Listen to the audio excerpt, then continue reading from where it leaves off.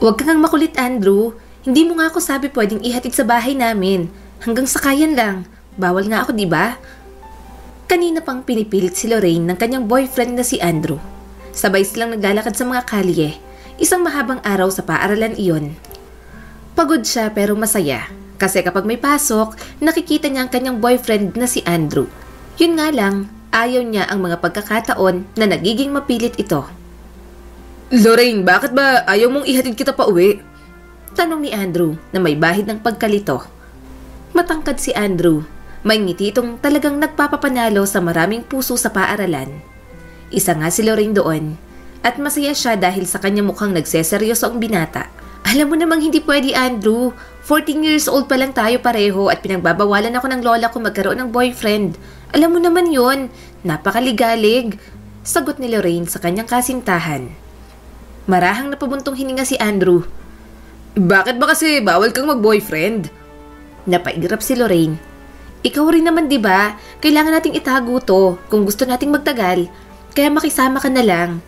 Hindi nga tayo makikita ng lola ko. Makikita ka naman ng mga kapitbahay namin. Mga chismosa pa naman ang mga yon. Mahigpit ang kanyang lola. Old-fashioned at istrikto pagdating sa kanya. 14 anyos pa lang si Lorraine at kumakabog ang puso niya sa excitement ng first love. Pero pinagbawalan siya ng lola niya na magkaroon ng boyfriend. Iginigiit nito ang kanyang pag-aaral lamang ang mahalaga sa panahong iyon. Wala naman siyang magawa dahil ito lang naman ang nagpalaki sa kanya matapos mamatay ng kanyang mga magulang. Magagalit siya kapag nakita ka niya. May mga kapitbahay din akong malalakas ang radar. Sabi pa ni Lorraine. Sumimangot si Andrew. Hinila siya nito papunta sa isang tahimik na waiting shed. Malayo pa naman ang bahay ni Lorraine kaya hindi siya nag-aalala. Tingin na tingin sa kanya si Andrew. Wala akong pakialam sa mga kapitbahay. Lorraine, gusto lang kitang makasama. Hinawakan niya ang manggas ng damit ni Andrew. Alam ko, pero hindi ganun kasimple. Pinapanood nila lahat ng ginagawa ko. At kung malaman ni Lola yon, lagot ako. Kaya okay na to. Mabigat na bumuntong hininga si Andrew. Naiinis lang ako na kailangan nating magpalusot ng ganito o magtago sa mga tao na may relasyon tayo. Ako rin naman. Pero ganito talaga kapag bata pa tayo. Wala silang tiwala sa atin. Wala pa tayong karapatang mga tuwiran. Pag-amin pa ni Lorraine. Nakaramdam siya ng matinding guilt sa kanyang dibdib. Mahal na mahal niya ang kanyang lola at iginagalang ang mga kagustuhan nito. Pero gusto niya talaga si Andrew. Pinapadama nito sa kanyang mga bagay na hindi niya pa kailanman nararamdaman. Hinanap ni Andrew ang tingin niya. Ayoko rin namang napapagalitan ka ng lola mo ng dahil sa akin. Sa Sabado, hindi ka ba makakagawa ng paraan para magkita tayo? Mag-iisang taon ang relasyon natin, Lorraine. Napayuko si Lorraine. Oo nga pala, umabot na sila ng 1 taon. 13 anyos pa lang nang maging sila ni Andrew.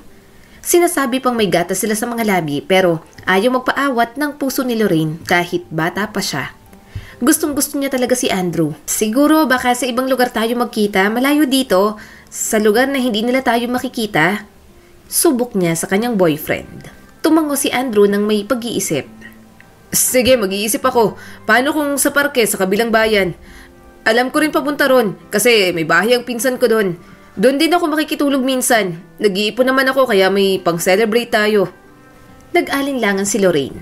Tinitimbang niya ang mga panganib sa kanyang isip. May kalayuan ang parke mula sa bahay ng kanyang lola pero kumpara naman sa oras na magkasama sila ni Andrew, lugar iyon kung saan maaari silang magkita ng walang takot sa mga mata. Tumango si Lorraine. Okay, subukan natin. Magpapaalam na lang ako kay Lola na may gagawin akong project. Sige na, aalis na ako.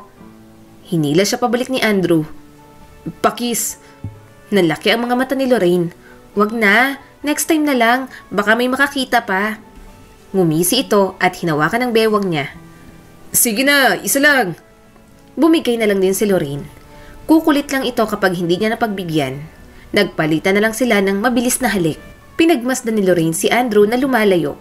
Naglaho sa kumukupas na liwanag ang anyo nito bago siya tumalikod at umuwi na. Tumibok ang kanyang puso sa kilig ng kanilang lihim na plano. Habang papalapit sa bahay ng kanyang lola, bumagal ang mga hakbang ni Lorraine. Naninikip ang kanyang dibdib sa pag-aalala. Alam niyang nakikipagsapalaran siya, pero hindi niya rin kayang tigilan ang nararamdaman para kay Andrew. Masaya siya kapag kasama ang binata, kaya ayaw niyang matapos iyon. Sa loob ng bahay, nadatnan ni Lorraine ang kanyang lola sa kusina. Maliit lang ang kanilang bahay kaya nakita agad siya nito. Mahina itong humihimig sa sarili habang naghahanda ng hapunan. Naghahanda na rin ito para sa pagluluto ng mga ibebentang kakanin bukas. Nandyan ka na pala. Kumusta? Bakit mukhang problemado ka? Ayos lang bang lahat, apo? Tanong ng kanyang lola. Tumango si Lorraine, pilit na ngumiti at nagbihis na. Ayos naman po, lola. Pagod lang po sa school. Saglit siyang tinitigan ng matanda. Dapat nagpapahinga ka na. Kanina ka pa dapat nakauwi, di ba? Bakit ngayon ka lang? Tumibok ang puso ni Lorraine sa mga salita ng kanyang lola. Bumalot sa kanyang guilt. Ayaw niya namang maglihim sa matanda, pero alam niya ang tindi ng paghihigpit nito sa kanya kapag usapang boyfriend. Pagkatapos kumain ng hapunan, tumulong na lang siya sa paglilinis. Hindi rin naman yata siya makakatulog ng maayos. Masyado siyang excited para sa anniversary nila ni Andrew. Hindi rin siya makapaniwalang na itago nila ng 1 taon ang kanilang relasyon. Anong ginagawa mo dyan, Lorraine? Bakit pangiti-ngiti ka dyan na para kang hibang? Tanong ng kanyang lola nang mapansin siya nito. Nawala agad ang kanyang ngiti. Wala po, lola. May naalala lang. Lorraine, may naririnig ako.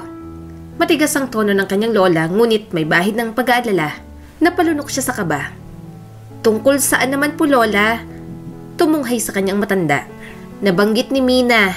Nakita ka raw niya kasama ang isang lalaking kasing edad mo lang yata. Kaibigan ko lang po yun, la. Wala namang mali siya. Mahinang sagot niya rito. Nagpatuloy pa ito sa ginagawa. Siguraduhin mo lang.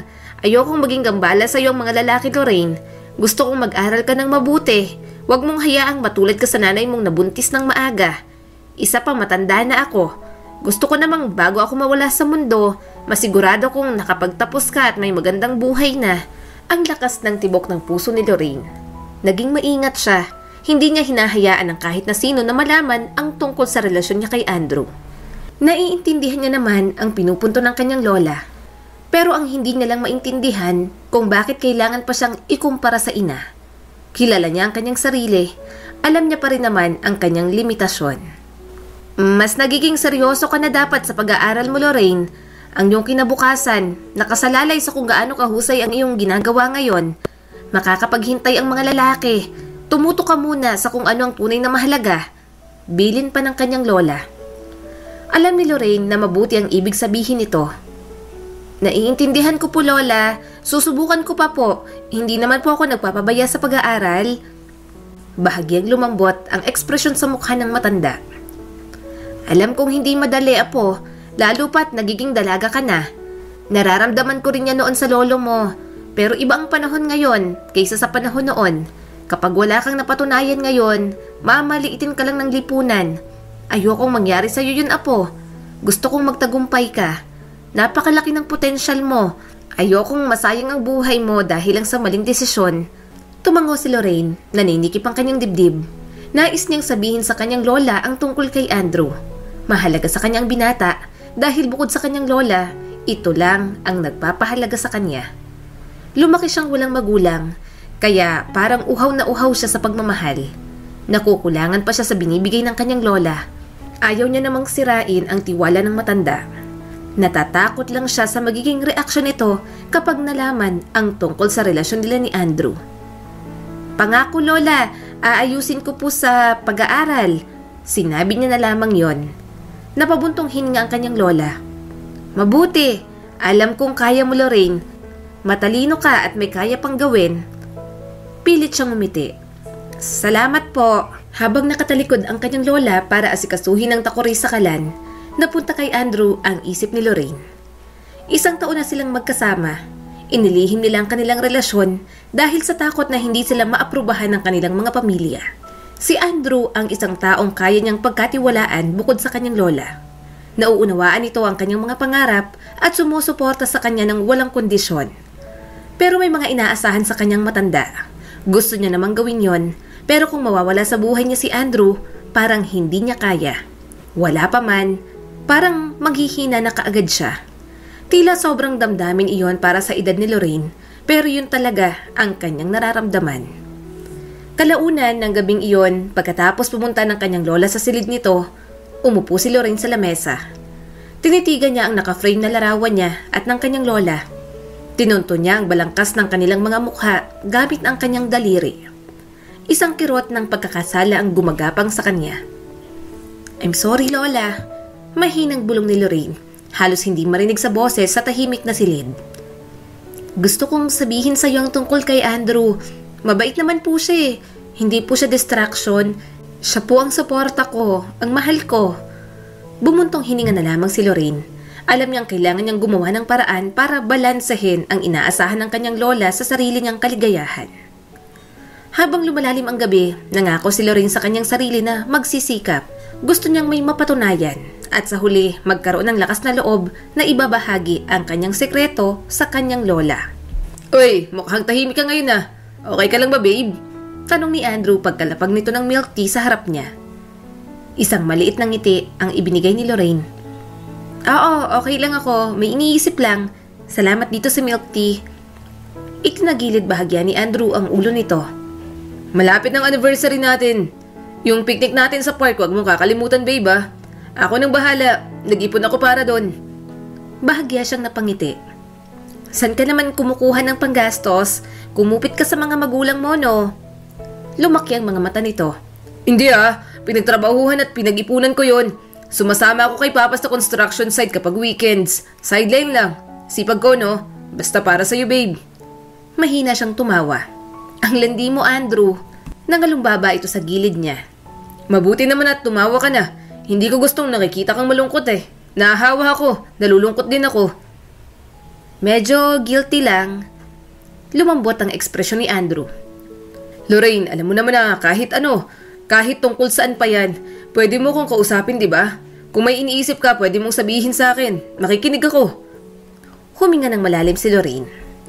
"Actually, tungkol dyan, alam mo namang sinabi ko sa lola ko na may group project ako sa school. Pero ang totoo, sasama naman ako sa'yo sa picnic. Medyo nakokonsensya lang ako. Na-realize ko na parang ang sama-sama kong apo. Lagi na lang ako nagsisinungaling sa lola ko." Bumaha sa mukha ni Andrew ang pagkaunawa. Pasensya ka na, Lorraine. Nag-aalala ka ba kung ano ang iisipin niya kapag nalaman niya? Sorry, nilalagay kita sa alanganing sitwasyon. "Ayos lang, desisyon ko rin naman to. Saka gusto kong kasama ka, Andrew. Kamakailan kasi madalas siya nagtatanong tungkol sa mga kaibigan ko at saka tungkol sa school. Ayoko mag-aalala si Lola. Naghihinala na din siya. Kaya ngayon nahihirapan na akong magsinungaling sa kanya." Marahang pinisil ni Andrew ang mga kamay niya. Okay lang, Lorraine. Naiintindihan ko kung bakit mo ginawa yon. Pero siguro, oras na para sabihin sa kanyang totoo. Sasamahan kita. Okay naman sa mga magulang ko na may girlfriend ako. Pero hindi naman din sila nagtatanong tungkol sa'yo. Pero ikaw, gusto kong maayos ka sa lola mo. Kinakabahang kinagat ni Lorraine ang kanyang labi. Naiisip niya namang umamin. Alam niyang tama si Andrew, ngunit ang takot na mabigo ang kanyang lola ang pumipigil sa kanya. Isa pa, alam niya sa kanyang sarili na bata pa siya para sa mga ganoong bagay. "Alam ko, natatakot lang ako sa sasabihin niya. Siguradong pagbabawalan tayo kasi mga bata pa tayo. Ayoko rin namang mangyari yon." Marahan niyang sabi. Inabot ni Andrew ang kanyang pisngi at dahan-dahang hinaplos iyon. Babe, kahit anong mangyari, nandito lang ako. Ayoko rin namang magkahiwalay tayo. Hindi ko kaya yon. Mga bata pa sila ni Andrew. Ni hindi niya alam kung pagmamahal ba ang nararamdaman nila sa isa't isa. Masyadong sobra lahat para sa kanila na mahirap nang pigilan. Pakiramdam ni Lorraine, umiikot din ang mundo niya sa kanyang boyfriend. Tila wala na siyang mahahanap na iba kung pipiliin niyang pakawalan kung anong meron sila ni Andrew. Napangiti si Lorraine.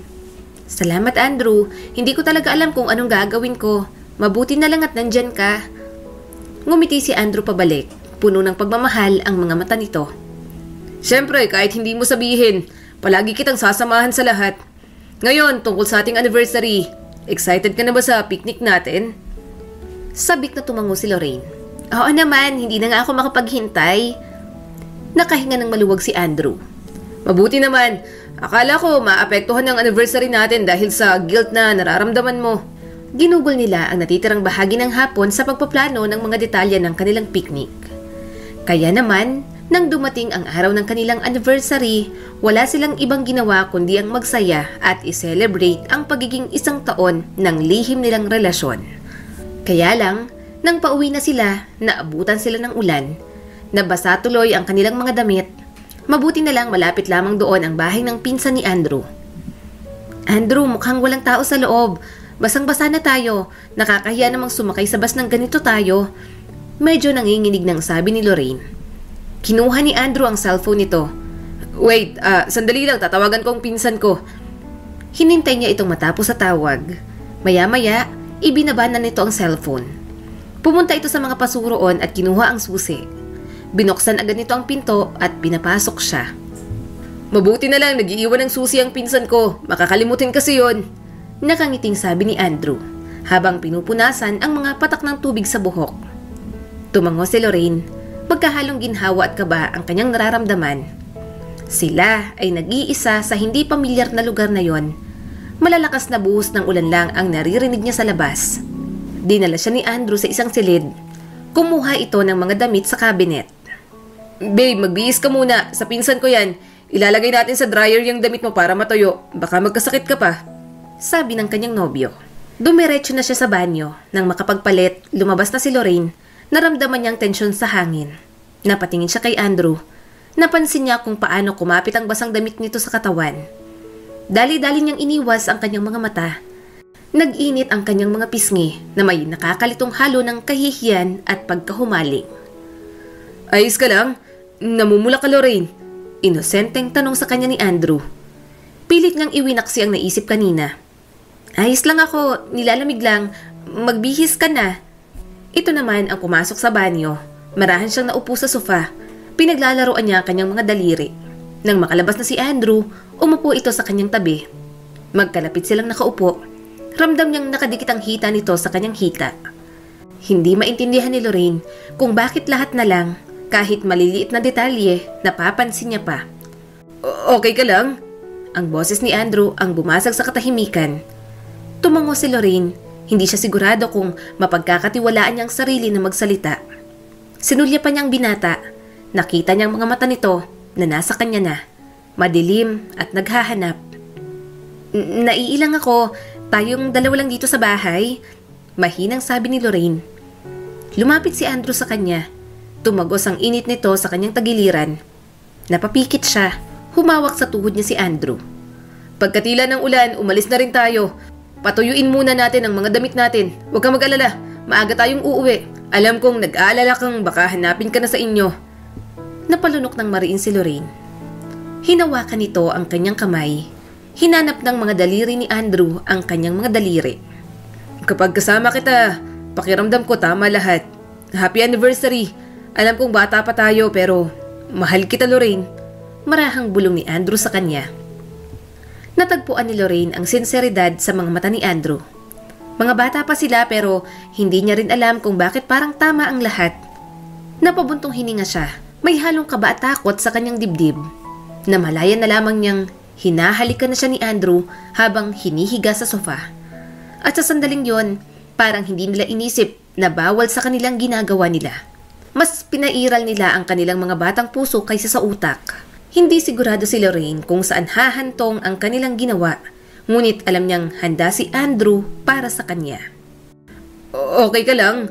Masakit pa ba? Nag-aalalang tanong nito sa kanya. Marahan siyang tumango.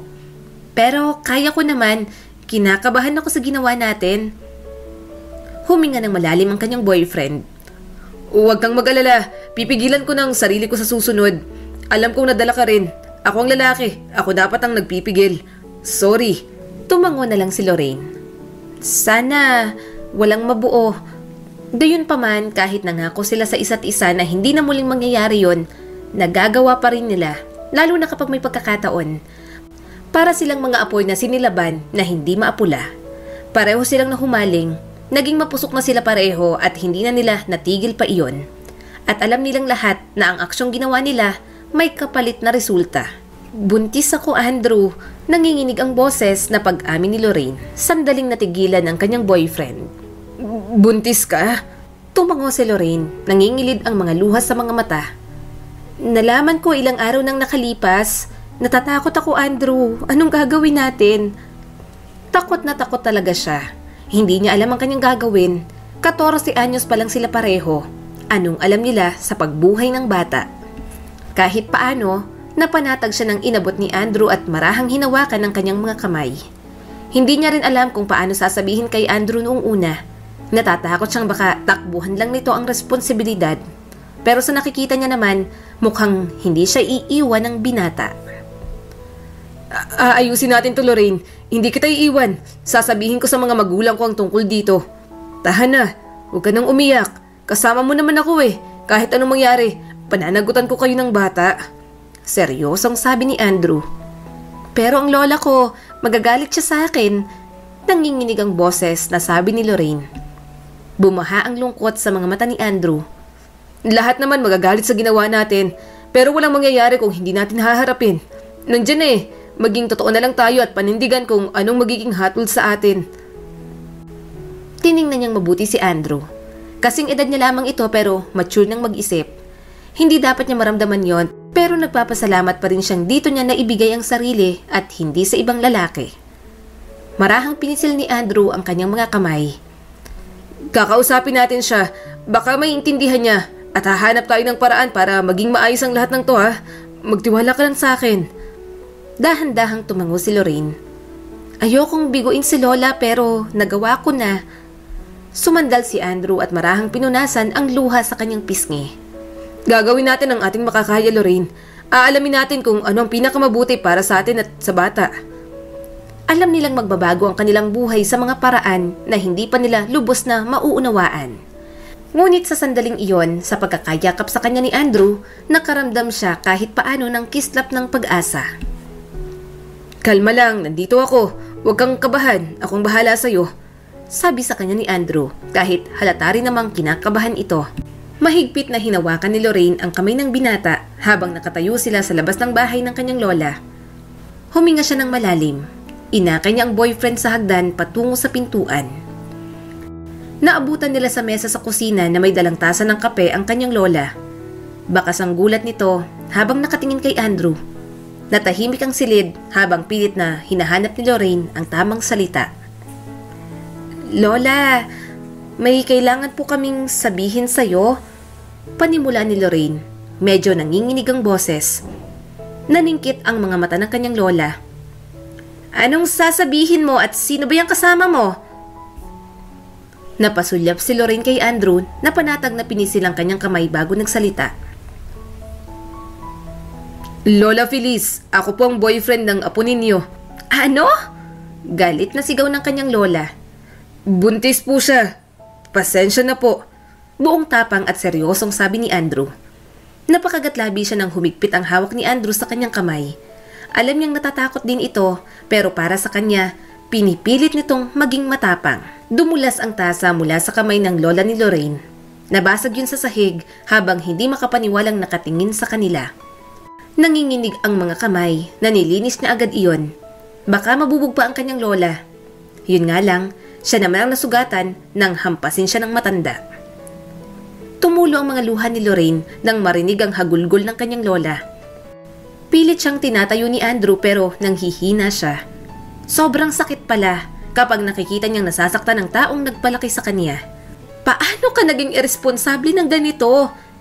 Tanong ng matanda sa kanya. Dapat nakatuon ka sa iyong pag-aaral. Hindi ang ipasok mo ang sarili mo sa gulo at kahihiyang to. Si Andrew ang sumalo ng mga hampas ng matanda para sa kanya. Tama na po, Lola Feliz. Huwag niyo na pong saktan si Lorraine. Inaako ko po ang buong responsibilidad para dito. Hindi ko po siya tatakbuhan. Alam namin na mahirap itong sitwasyon pero determinado po kaming gawin ang lahat para maitamang mga ginawa po namin. Lumingon ang kanyang lola sa binata. Anong alam ninyo sa pagiging magulang? Bagito ka pa lang. Hindi nyo naiintindihan ang kahihinatnan ng mga ginawa ninyo. At ikaw, Lorraine, paulit-ulit kong pinaalala sa iyong huwag ka munang magkakaroon ng boyfriend. Alam mo kung bakit? Dahil ito ang iniiwasan kong mangyari. Pero hindi ka nakinig. Nabuntis ka na kaagad. Na hindi ko alam na sinusuway mo ng mga utos ko. Sorry po. Nauutal niyang sabi. Mataimtim na tumango si Andrew. Naiintindihan po namin yon. Kakayanin ko po para sa mag-ina ko. Mahal po namin ni Lorraine ang isa't isa at handa po kaming harapin ang anumang pagsubok na dadating po sa amin. Pareho pa kayong bata. Anong mahal? Hindi kayo mapapakain ng pagmamahal na yan. Hindi pa kayo mulat sa realidad. Gumawa na agad kayo ng responsibilidad. Marami pa kayong pwedeng maabot. Maraming mawawala sa inyo dahil sa kapabayaan ninyong dalawa. Saad ng kanyang lola. Maingat na nilapitan ni Lorraine ang kanyang lola. Tumutulo ang mga luha sa kanyang pisngi. I'm sorry, Lola. Hindi ko po sinasadyang biguin kayo. Hindi nagsalita ang kanyang lola. Nagtatampo at umiiyak itong pumasok sa loob ng kwarto. Napahagulgol na lamang si Lorraine. Galit sa akin ng lola ko. Mahina niyang sabi. Hinaplos ni Andrew ang kanyang likod. Huwag kang mag-alala. Huhupa rin ang galit ng lola mo. Ako nang bahalang magsabi sa mga magulang ko tungkol sa pagbubuntis mo. Alam kong stress ka na, kaya magstay ka na lang dito. Babalik ako kasama ang mga magulang ko. Tahan na. Niyakap siya ni Andrew. Alam niyang hindi magiging madali ang kanilang landas. Siya ay haharap sa mga panghuhusga, pag-aalinlangan at kawalan ng katiyakan. Pero hangad ni Lorraine na matuklasan din nila ang katatagan sa lahat ng yon at magkaroon ng bagong lakas sa bisig ng isa't isa. Mga ilang araw ding hindi kinakausap si Lorraine ng kanyang lola. Hindi na rin siya pumasok sa school. Nakausap na rin naman ng mga magulang ng kanyang boyfriend ang kanyang lola. Sa bahay nila titira si Andrew para maalagaan siya habang nagbubuntis. Sasama rin ito sa trabaho ng ama para may pangtusto sa kanya at sa pinagbubuntis niya. Yun nga lang, nang makita niya ulit si Andrew, may sugat ito sa gilid ng labi. Nag-aalala siya pero tinawanan lang siya nito. Kung umasta ito para bang hindi problema ang lahat. Andrew, anong nangyari sa labi mo? Tanong ni Lorraine sa kanyang boyfriend. Umiwas ito ng tingin. Wala lang Lorraine. Maliit na aksidente lang. Nag-aalala na siya. Huwag kang magsinungaling sa akin. Mukhang sariwa ang sugat na yan. Sabihin mo sa akin kung anong nangyari. Bumuntong hininga si Andrew. Okay, Lorraine, umupo ka muna. Masyadong nai-stress ang buntis. Hindi naman ako mamamatay sa maliit na sugat na to. Pinaningkitan niya ito ng mga mata. Alam niya may problema rin ito. Dinadaan lang sa tawa ang lahat. Sila ang mas nakakaintindi sa isa't isa dahil sila naman ang haharap sa bigat ng kanilang ginawa. Galit na galit si Papa nang malaman niyang nakabuntis ako. Hindi siya masaya. Ayun, nasuntok niya ako. Nakangiting sabi pa nito. Napasinghap si Lorraine. At nakakatawa ka pa. Ayos ka lang ba? Talaga namang magagalit siya. Masyado pa tayong bata para harapin lahat ng to. Ang maging magulang sa anak natin at maintindihan kung kalaunan magsisisi ka. Inabot ni Andrew ang kanyang mga kamay. Hindi Lorraine, wag mong sabihin yan. Wala akong pinagsisisihan dito. Mahal kita at gusto kitang makasama. Natutuwa lang naman ako kasi sabi na natin, kahit hindi pa maayos, at least nababawasan ang dinadala natin, di ba? Ang mahalaga ngayon, tayo at ang baby. Gusto kong alagaan kayong dalawa, Lorraine. Gusto kong gawin ang lahat para sa inyo. Paano ang pag-aaral nating dalawa? Sorry, alam kong hindi ito ang panahon para isipin ko pa to pero nanghihinayang talaga ako, Andrew. Nalulungkot niyang tanong. Bumuntong hininga ang kanyang boyfriend. Gusto mo bang mag-aral ulit? Kasi kung oo, susuportahan kita. Kasi alam kong masakit din para sa yung hindi tayo nakatapos. Kapag medyo stable at malaki ng anak natin, sisikapin kong suportahan ka sa pag-aaral. Kakayanin ko kahit mahirap, Lorraine. Nangilid ang kanyang mga luha. Nagkamali siya sa kanyang mga desisyon, kaya pakiramdam niya, hindi niya deserve ang katulad ni Andrew. Dahil kung hindi siya pinanindigan nito, baka kung ano nang ginawa niya sa kanyang sarili. At kapag nakapagtapos naman ako, ikaw naman ang pag-aaralin ko, kaya nating dalawa to, naniniwala ako sa'yo. Hinaplos nito ang kanyang buhok. Salamat. Ako rin, Lorraine. Ipinapangako ko na gagawin ko ang lahat para sa'yo at sa baby natin. Sisiguraduhin kong matutustusan ang lahat ng pangangailangan niya. Kaunting tiis lang muna, ha? Tumango siya at panatag ng loob. Salamat, Andrew. Salamat sa pagiging malakas para sa amin. Hinalikan siya nito sa noo. Lagi akong nandito para sa iyo, Lorraine. Kahit ano pa yan. Lumipas ang mga buwan. Nagtrabaho na nga sa construction site si Andrew. Naiwan naman siya sa bahay mag-isa dahil nagtitinda ng mga kakanin ang kanyang lola. Tumutulong na lang siya sa pagluluto. Hindi naman din kasi siya pwedeng magtinda sa labas dahil maselan ang kanyang pagbubuntis. Hindi pa rin siya kinakausap ng kanyang lola pero hangad niyang maging maayos ulit sila. Samahan mo ako nang makapaglakad-lakad ka naman, malamig na sabi ng kanyang lola. Nagliwanag agad ang mukha ni Lorraine at dahan-dahang tumayo. Sige po, saan po ba tayo pupunta? Sa palengke lang, mamimili lang ng mga sangkap sa paninda ko bukas at para sa hapunan na rin, para makapagluto ka na bago pa dumating si Andrew. Sabi pa ng kanyang lola. Kumilos agad si Lorraine, nagsuklay lang siya at kinuha ang kanyang wallet. Hindi niya napigilang mapangiti. Gusto niya na talagang muling makasundo si Lola Feliz. Medyo maraming tao at maingay sa palengke. Naglalakad-lakad si Lorraine sa tabi ng kanyang lola. Nakahawak ito sa kanyang braso at inaalalayan siya. Habang papalapit sila sa section ng prutas, nakakita siya ng durian. Nanunubig ang kanyang bibig. Gusto mo ng durian?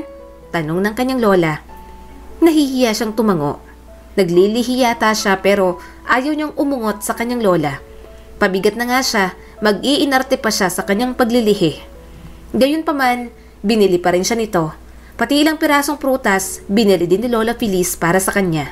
Salamat po Lola, marahang sabi ni Lorraine. Maya-maya, napansin ni Lorraine ang isang grupo ng mga kababaihan na nagbubulungan.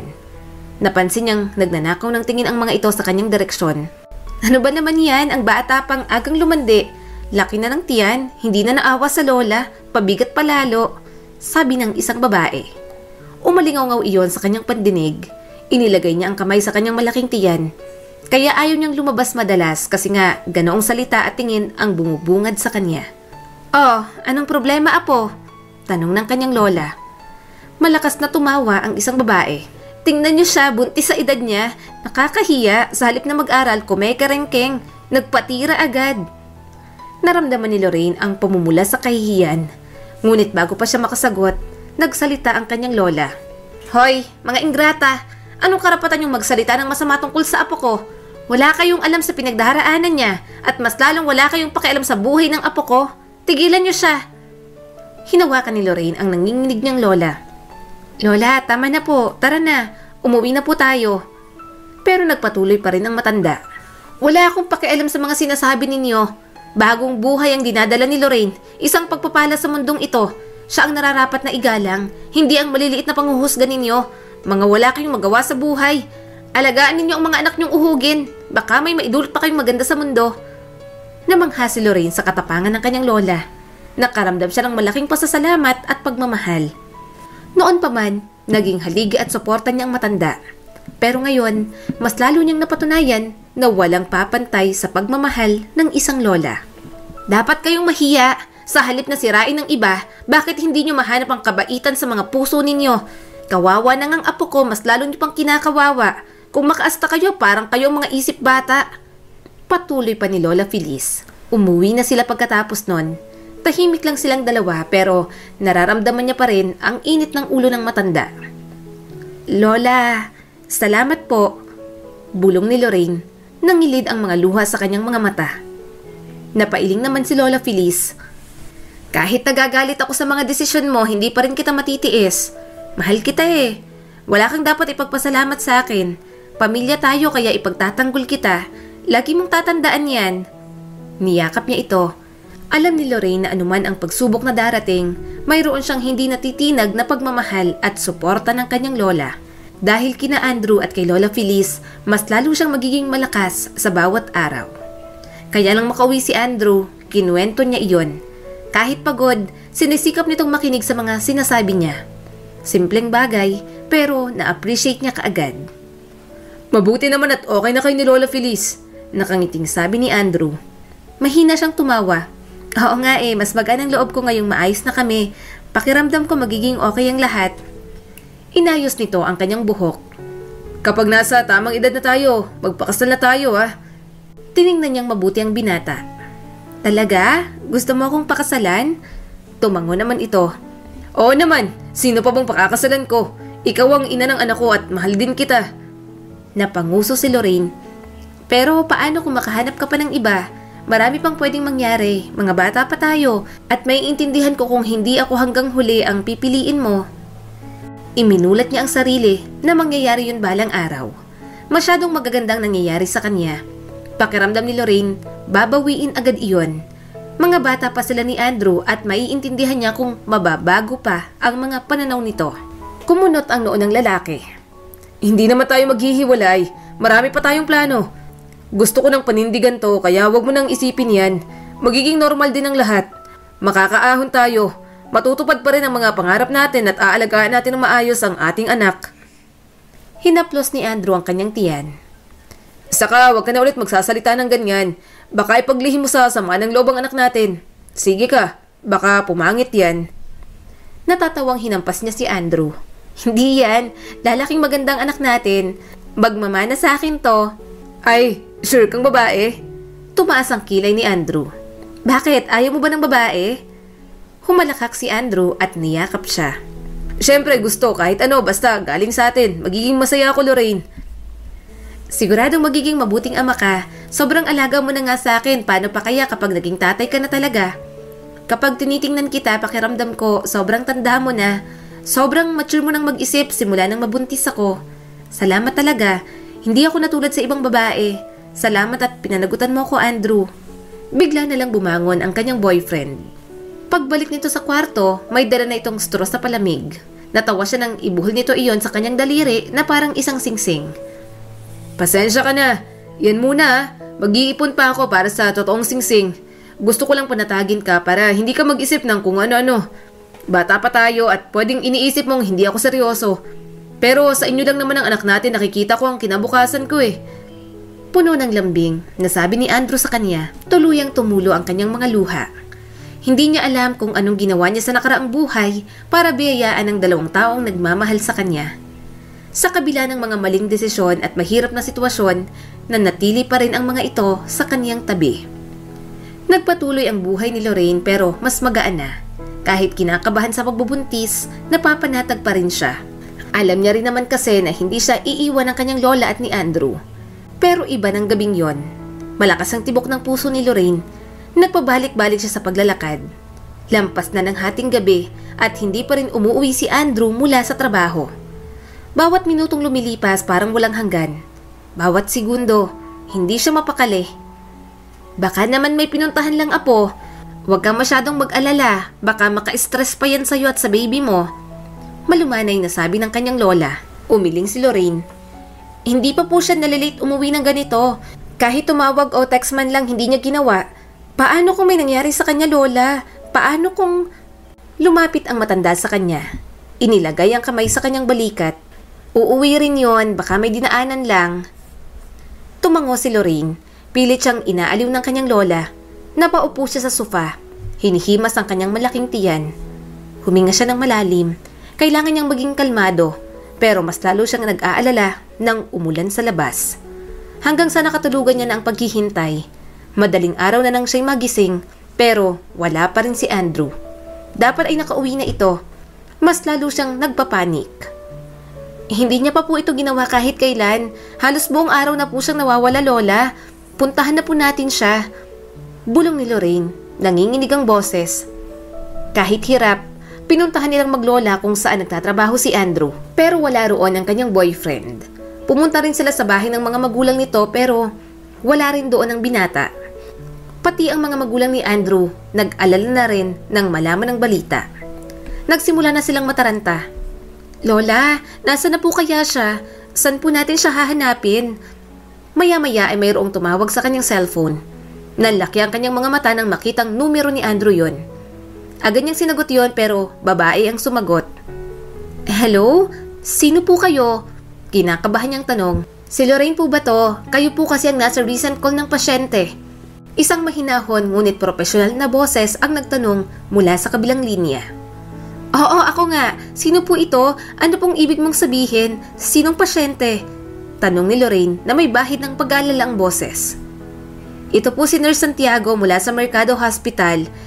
Ikinalulungkot ko pong ipaalam sa inyo na dinala ngayon rito si Andrew Danson. Imporma nito sa kanya. Nagbara ang hininga ni Lorraine sa kanyang lalamunan. Okay lang po ba siya? Anong nangyari? Sabi po sa report may isang insidente na kinasasangkutan ng isang shootout sa isang local store. Nadamay po siya sa engkwentro at ang ilang biktima. Ginawa po namin ang lahat ng aming makakaya pero idineklara na po siyang dead on arrival. Malumanay na paliwanag ng nurse. Pakiramdam ni Lorraine, parang biglang tumigil ang pag-ikot ng mundo. Hindi niya maproseso ang mga salitang naririnig niya. Nanginginig ang mga kamay at nangingilid ang mga luha sa kanyang mga mata. Hindi to pwedeng mangyari. Bulong niya, halos hindi marinig ang boses. Hinawakan ni Lola Feliz ang kanyang braso. Anong nangyari, Apo? Ibinaba ni Lorraine ang cellphone nang matapos ang tawag. Para siyang tinanggalan ng hininga. Nakaupo siya roon, nakatitig sa kawalan. Hindi niya matanggap na nawala na sa mundo ang kanyang pinakamamahal na si Andrew. Ni hindi alam ni Lorraine kung paano pa niya naibalik sa tamang wisyo ang kanyang sarili. Parang bumagsak lahat nang mawala si Andrew. Ang dami-dami nitong pangarap para sa kanila, pero bigla na lang itong babawiin ng Diyos sa kanya. Walang patid sa pagtulo ang kanyang mga luha. Nailibing na si Andrew, pero ang sakit ng pagkawala nito, nasa puso niya pa rin. Nanginginig ang kanyang boses. Alam mo po, Lola, kahit nangyari po sa amin to ni Andrew, nagpapasalamat po ako sa kanya. Kasi sa lahat po ng naging batang ina, bibihira lang po ang pinanagutan. Hindi po lahat ng lalaki katulad ni Andrew na handang manindigan. Kaya lang bakit po ganon? Bakit ang agang binawi sa amin si Andrew? Hindi niya pa nga po nakikita ang anak namin, Lola. Nangako po siya eh. Sabi niya po, pakakasalan niya po ako kapag nasa tamang edad na po kami. Niyakap siya ng kanyang Lola Feliz. Mas lalo siyang napaiyak. Parang gusto niya nang sumunod. Hindi niya alam kung kakayanin niya ang lahat ng yon. Pero may anak pa sila. Kailangan niyang mabuhay para mabuhay ang bata na nasa kanyang sinapupunan. Tumulo na rin ang luha ng kanyang lola. Magpakatatag ka, Apo. Alam kong mahirap pero kailangan mong kayanin para sa anak ninyo ni Andrew. Lumaban ka. Simula ng araw na yon, kahit puno ng pagluluksa, pinilit ni Lorraine maging maayos. Mas lalo siyang nagsikap na magtinda ng mga kakanin. Yun lang naman kasi ang alam niyang magagawa sa sitwasyong iyon. Mabuti na lang kahit papaano, tinulungan siya ng mga kapatid at magulang ni Andrew. Hindi man sobra pero malaking bagay na para sa kanya. Isang araw, naglilinis si Lorraine ng kwarto. Kumunot ang kanyang noo nang makitang isang alkansyang kawayan sa loob ng kabinet. Mabigat kaya malamang kay Andrew yon. Binasa niya ang nakasulat. Nangilid ang kanyang mga luha nang makitang nilaan niya ni Andrew para sa kanyang panganganak. Ni hindi niya alam na nag-iipon pala ito. May nakita pa siyang alkansya at para naman yon sa kasal nila. Hindi niya na napigilan ang mga hikbi. Halatang gusto pang mabuhay ni Andrew. Marami pa itong plano para sa kanila. Kumakayod ito ng todo para lang matugunan ang kanilang mga pangangailangan. Sobrang laki ng pag-asa nito kaya anong karapatan niya para sumuko sa buhay. Apo, anong nangyayari sa'yo? Bakit ka umiiyak ng ganyan? Tanong ng kanyang lola nang makita siya. Ipinakita niya rito ang mga inipon ni Andrew. La, inipon niya po ito para sa amin ng anak namin. Mahal na mahal niya po talaga kami. Kaya sobrang sakit po sa akin na wala na siya ngayon. Ang bata-bata niya pa rin po. Marami pa rin po siyang maaabot sa buhay. Sobrang sayang po ni Andrew, Lola. Hindi niya po deserve na mamatay ng ganoon lang. Walang sinabi ang kanyang lola. Niyakap lang siya nito ng mahigpit. Sapat na sa kanya yon, kaya roon niya binuhos lahat ng sakit. Nang dumating na ang araw ng kanyang panganganak, hindi niya nagamit ang ipon ni Andrew. Itinabi niya yun para sa ibang bagay. May ipon naman sila ng kanyang lola. Normal delivery din siya. Sa awa ng Diyos, hindi nagkaroon ng komplikasyon ang kanyang panganganak. Lalaki pa lang anak ninyo ni Andrew, anong ipapangalan mo sa kanya? Tanong ni Lola Feliz. Napangiti siya kahit hinang-hina. Gusto ko pong maging Andrew din ang pangalan niya, Lola, para kahit wala ng papa niya, maaalala niyang mahal na mahal po siya ni Andrew. Pagkatapos manganak, hinarap naman ni Lorraine ang pagsubok bilang isang ina. Hirap na hirap siya sa mga unang buwan. Pagod na pagod siya at palaging puyat. Hindi rin naman siya pwedeng tumigil sa pagtitinda dahil matanda na rin ang kanyang lola. May mga pagkakataon ngang gustong-gusto niya ng sumuko. Sobrang hirap magpalaki ng anak kapag mag-isa. Minsan, nang hindi tumahan ang kanyang anak, napaiyak na lang din siya para tuloy silang ewan. Bata pa rin naman siya pero pipilitin niyang magpakananay para sa anak niyang si Andrew. Lumipas ang mga taon, bahagya ng lumaki ang bata. At tumatanda na rin ang kanyang lola. Ayaw niya nang maging pabigat. Kailangan niyang kumita ng mas malaki pa. Pero hindi niya magawa dahil 17 pa lang siya ng mga panahong iyon. Kaya sumugol si Lorraine sa negosyo. Pinag-aralan niya para walang palpak. Hindi na masyadong patok ang mga kakanin at marami nang pwedeng merienda ang mga tao. Kaya nag-isip siya ng pwedeng negosyo. Doon na siya pumasok sa paggawa ng mga pastillas. Anak, huwag kang malikot dyan. Linisin mo na yung mga laruan mo, baka matapakan pa yan ng lola mo. Mahinang paalala ni Lorraine sa kanyang anak. Kumukuha rin siya ng video sa kanyang sarili. Pinapakita niya kung paano niya gawin ang mga pastillas na kanyang ibinebenta. Paraan niya rin yon para pagkatiwalaan ng buyers niya. Mama, penge! Ongot ni Andrew sa kanya. Kumuha naman siya ng mga ginawa niya at ibinigay sa anak. Natahimik naman ito. Mabuti naman yun para sa kanya. Nahihirapan kasi siya kapag maingay ito. Unti-unti na ngang nakikilala ang kanyang negosyo. Marami nang umuorder sa kanya. Simula sa paggawa, packaging at pag-aayos ng mga parcel, siya lahat ang gumagawa. Sobrang sipag niya pero kahit ganon, nasasabay pa rin ang pag-aalaga kay Andrew. Kompleto na ba yan kuya? Wala na po kayong naiwang kahon? Tanong niya sa magdi-deliver. Narinig niya ang sigaw ng kanyang lola. Mahina na ito at mabagal na ring maglakad. Pero dali-dali ito papunta sa kanya. Alam niyang may kinalaman kay Andrew kapag ganon ang kilos nito. Apo, ang anak mo. Hindi ko makita. Kanina ko pa hinahanap. Bulalas nito sa kanya. Nanlaki ang kanyang mga mata. Ano po? Muntik na siyang mataranta. Pero nang makita niyang buhat ng delivery man ng kanyang anak, nakahinga siya ng maluwag. Humahagikik pa ito. Yun naman pala, sumakay ito sa SUV at pinagtaguan ng lola nito. Pinunasan ni Lorraine ang pawis ng bata. Ikaw talaga, bakit ka nagtatago ron? Paano kapag nasama ka nila at sinama ka sa deliver? Huwag mo nang gagawin yun pinag-aalala mo kami ni lola. Sorry po mama. Naglalambing na yumakap sa kanya si Andrew. Napangiti si Lorraine. Napakalambing ng kanyang anak. Manang-mana ito sa tatay nito. Nang matapos ang trabaho, pumunta na siya sa kusina. Wala pang lutong tanghalian. Kailangan niya na talaga siguro ng kasambahay. Hindi niya na magawang gawaing bahay. Mahal kita apo. Paglalambing ng kanyang lola. Natawa naman siya. Mahal din po kita. Bakit po ba kayo nandito sa kusina? Ako na lang po rito. Ang layo na nang narating mo Lorraine. Ipinagmamalaki kita. Makakampante na akong mawala rito sa mundo. Mahinang sabi ng kanyang lola. Lola naman, parang ewan. Patagal mo pa po kaming makakasama. Huwag po kayong magsalita ng ganyan. Ramdam kong hindi na rin ako magtatagal sa mundo. Gusto ko na rin magpahinga. Lagi akong nananalangin sa Diyos na bigyan pa ako ng lakas nung mga nakaraang taon. Alam kong hindi ka pa maayos at ayoko kayong iwan na sobrang bigo ka sa buhay, apo. Pero ngayon payapa na ako. Nakikita na kitang nakabangon ulit. Kaya maluwag kong tatanggapin kung kukunin ng Diyos ang pinahiram ng buhay sa akin. Nangilid ang mga luha ni Lorraine. Pinilit niyang bumangon dahil sa mga ito. Alam niyang kailangan pa siya ng kanyang pamilya. At sa lahat ng tagumpay ni Lorraine, parang naging gabay niya ang namayapang boyfriend. Siguro bumulong ito sa Diyos at nagsumamon na huwag silang hayaang mahirapang mag-ina. Kaya lahat ng perang inipon nito, may pinatunguhan at pinapakinabangan pa nila. Bago matapos ang taon, pumanaw na rin ang kanyang lola. Binigyan niya ito ng maayos na libing. Inaasahan na rin naman ni Lorraine iyon. Matanda na ito pero masakit pa rin talaga. Nagpatuloy si Lorraine sa pagpapalago ng kanyang negosyo. Nakilala iyon at lumaki. Dating ginagawa lang na pastilya sa bahay, ngayon may sarili na siyang factory at gumagawa na ng iba pang matatamis na pagkain bukod sa pastillas. Marami na rin siyang tao na nabigyan ng trabaho sa kanilang komunidad. Pinarangalan din siya bilang pinakabatang CEO sa kanilang lugar. Ano, bihis ka na ba anak? Bibisita tayo sa papa mo. Nakangiting sabi niya kay Andrew. Tumango naman ang bata at kinuha ang gamit nito. Opo mama, tara na po. Marami na po akong ikikwento kay papa.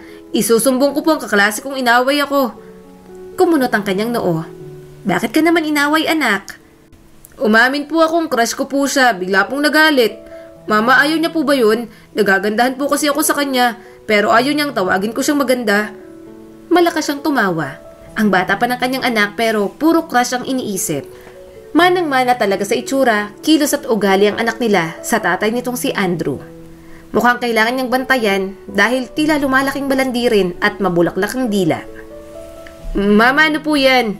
Tanong nito sa kanya habang nakatingin sa kanyang daliri. Napangiti siya. Wedding ring namin ng papa mo anak. Para kay Lorraine, kasal sila ni Andrew. Straw lang ang singsing nito noon sa kanya, kaya pinatato niya na lang sa kanyang daliri. Maliit lang yon at may pangalan ni Andrew. Halos hindi makita dahil white ink ang ginamit. Mapakasalan siya, ang isa sa hinahangad ng lalaki noon. Gusto niya rin kasing tuparin ang pangarap nila noon kahit wala na ito. Naging kagawian na nilang mag-ina ang bumisita. Isang beses sa isang buwan, pumupunta sila sa puntod ni Andrew. Marami silang ikinikwento pareho kahit wala na ito.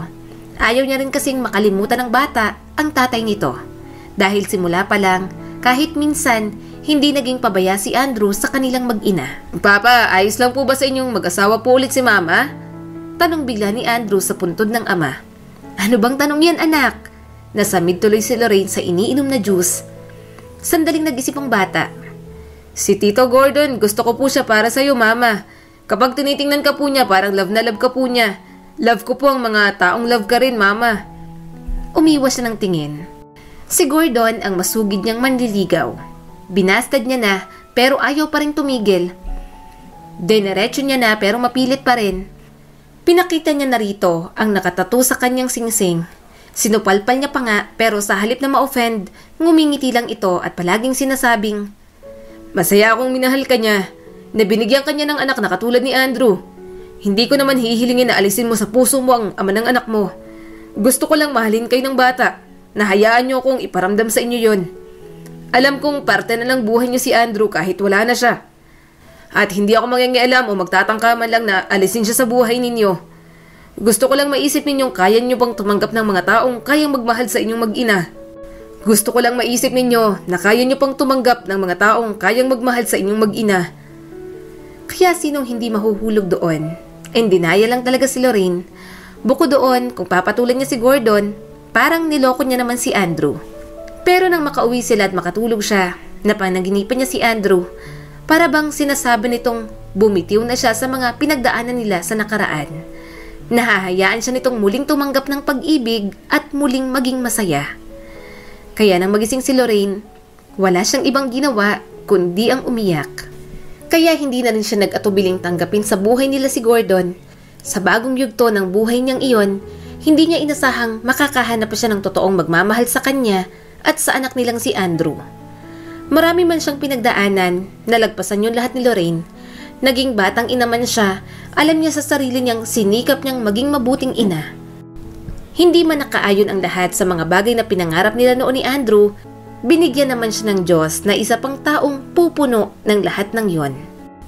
At yon ang kanyang ipinagpapasalamat.